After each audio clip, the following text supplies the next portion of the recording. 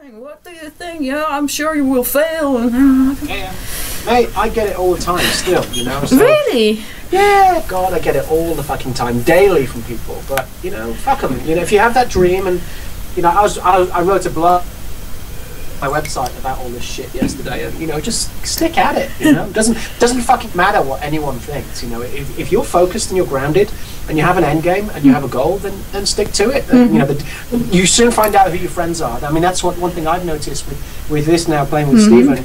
You soon find out, and you get all these people that come out the woodwork that actually now want to listen to you, or they want a piece of you, or they want to work with you. It's like, I'm still the same fucking guy. Yeah. It's shit, but whatever.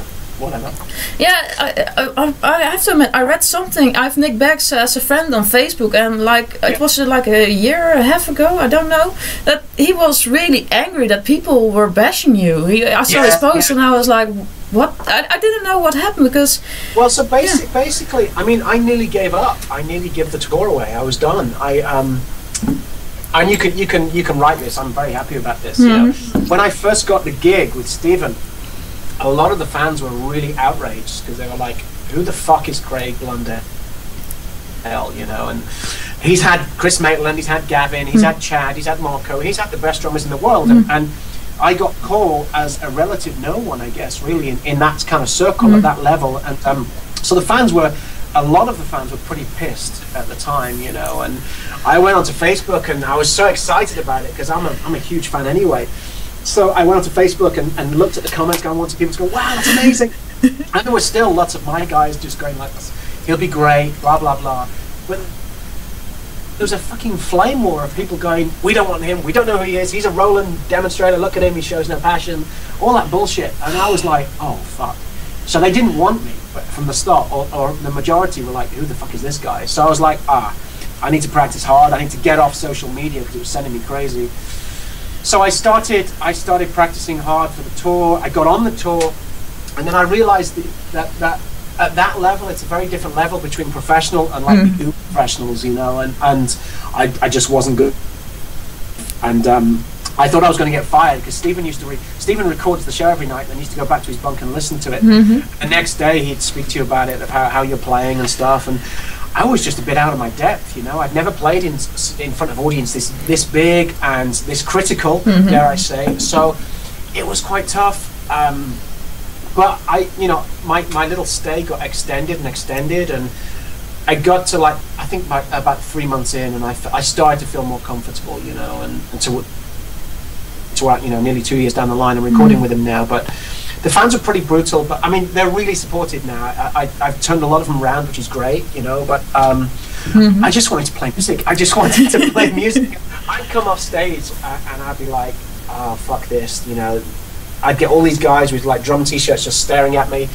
And then one day I went to social media and I read something, and I was like to Nick, Nick, I'm just getting a kicking here. They just want Marco all the time. They want Marco. And then, so Nick was like, right, fuck this. And then he went on Facebook and just ranted. I was like, God, you know, because you know, everybody wants to be liked, right? Everybody wants praise for what they do, you know. You know, there was a guy who's like, he should be drumming in a pub. He's not fit for Stephen Wilson, you know. And I was like, what more can I do? But you know, flip side, it made me practice harder. It made me realize that at whatever this may be at my level, I needed to be better. So I just, for like the last year, I've worked fucking harder than I've ever worked.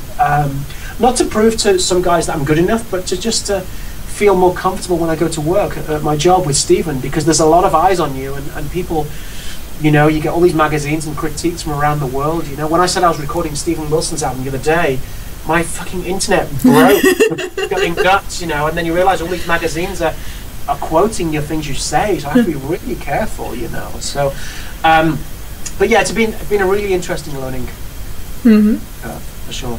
Oh yeah, fantastic! But yeah, I do have to admit, I already knew you from Frost. You know, yeah. I'm a big fan of Frost, and so that but I didn't knew you were drumming for Steve Wilson. I was actually watching that LA gig, that live in History. Yeah. So I was like, such a familiar face. Oh wait, it's Greg.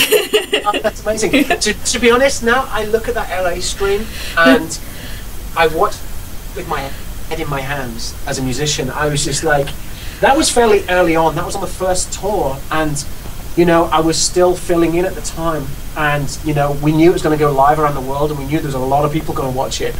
I was nervous as hell because I suffer with really bad stage fright anyway, but I was nervous as hell.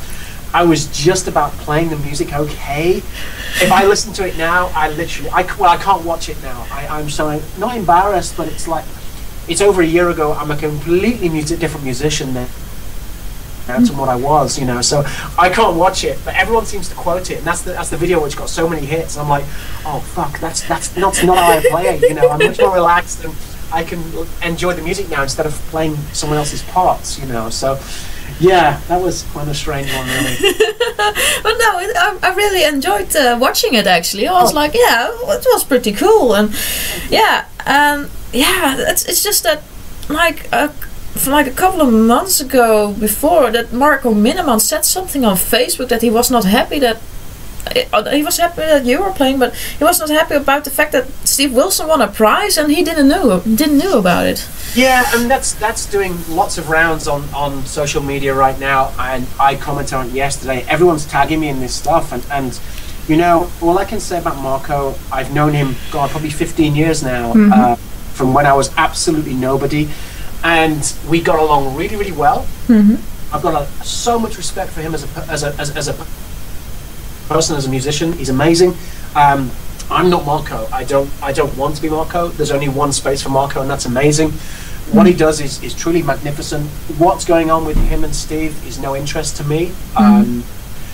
All I know is that I'm on the gig. Marco's busy. I'm busy, and that's all that matters, pretty much. And the boss is happy. So yeah, that's great for me. So I'm happy. Yeah, that's the most important indeed. Yeah. Yeah, I interviewed Marco, I think last year in person. Yeah, I do a lot of interviews also in person. So yeah, he's a nice guy. Yeah. Yeah, he's great. He's cool. He's very busy, and he does his thing, and that's great. And there's he came to a show actually in California on the last leg, and we mailed each other after the show. You know, I didn't know. Well, I knew he was there before the show, so I was shitting myself. I was like, "Oh fuck, Marco's here! I'm playing this part." La la la.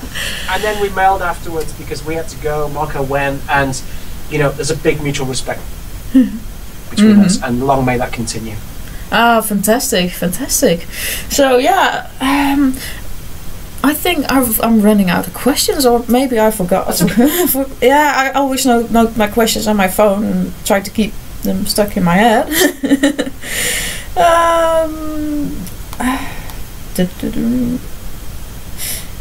Oh yeah, Frost is also coming to Prop Dreams. I'm very curious. Yes. Yeah, but can you tell the difference? What's the difference between playing for Frost or for Steve Wilson? Right, okay, there is a massive difference. I love the guys equally as much. I'll always have a special place in my heart with Frost. I think because, you know, when I first got the gig, they took a chance on me. I didn't audition. I just like heard that Andy had left. My name came up a few times, and then I heard from my friend Mark, who's the drummer for EMF. He'd been offered the gig. He heard the material and was like, I can't play anything like this. You're the guy. And then I got a text message, I think it was off Jem, or an email off Jem, saying that, do you want to join Frost? And it was like, man, I'd heard Milliontown, you know, and I was like, of course I want to join Frost. I didn't have a job at the time. I was like scratching around for work. So I got the Frost gig, and, you know, we never gig. We spend more time laughing than we do playing music. The Frost reports were fairly iconic in Proglang because, you know, I mean, we're four guys that go on stage dressed in Caribbean shirts because everyone dresses in black in Prague, and they take it all so serious. We just have fun. They're all absolute badass players.